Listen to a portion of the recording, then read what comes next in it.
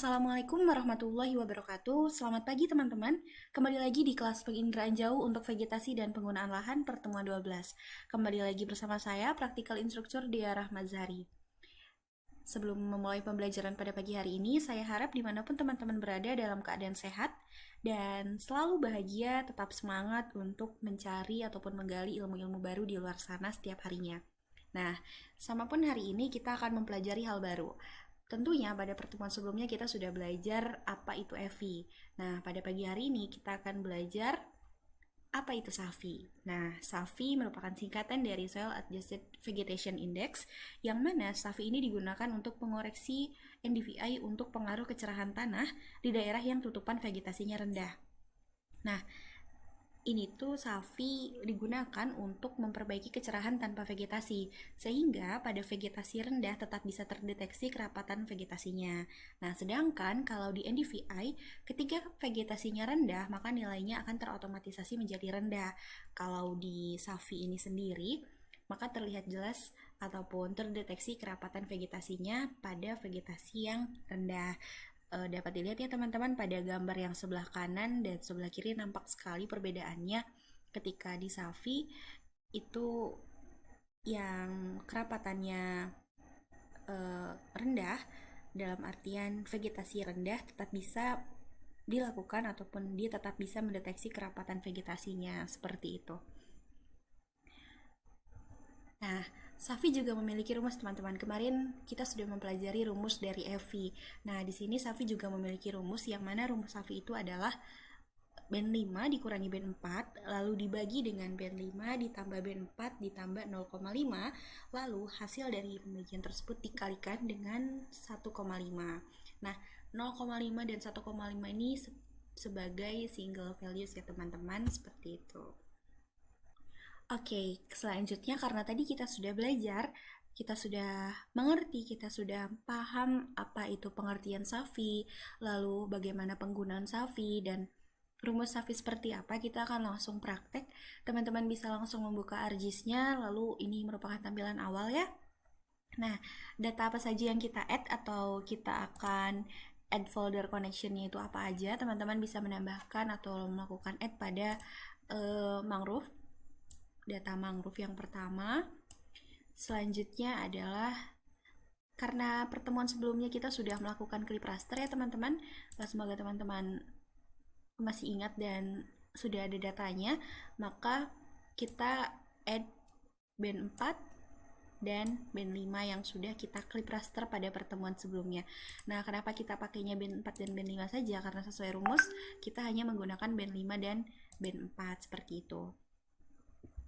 Nah, langkah selanjutnya adalah kita lakukan seperti sebelumnya, kita analisis, kita klik tools, lalu kita search di sini langsung raster kalkulator. Masih sama seperti pertemuan sebelumnya ya teman-teman.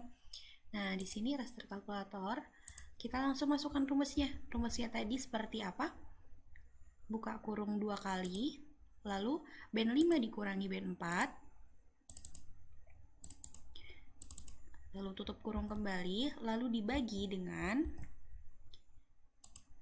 band 5 ditambah band 4, lalu ditambah dengan single values sebesar 0,5, kita tutup kurung, lalu dikali dengan 1,5.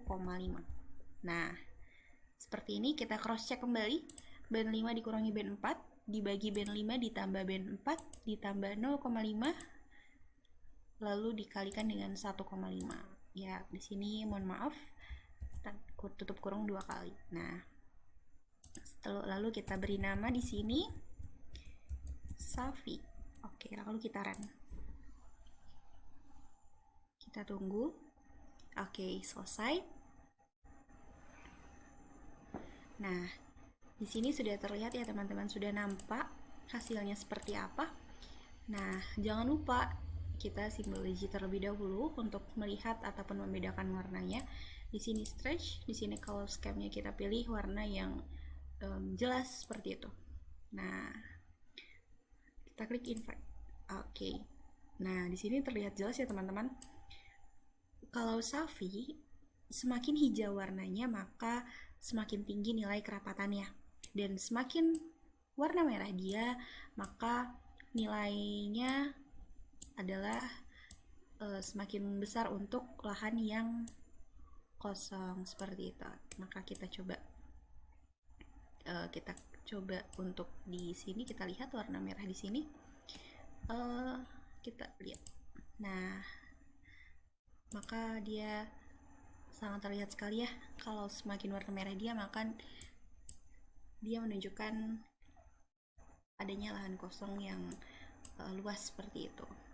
Nah, apabila dia warna hijau maka dia menunjukkan nilai kerapatan yang tinggi. Jadi, nah seperti itu.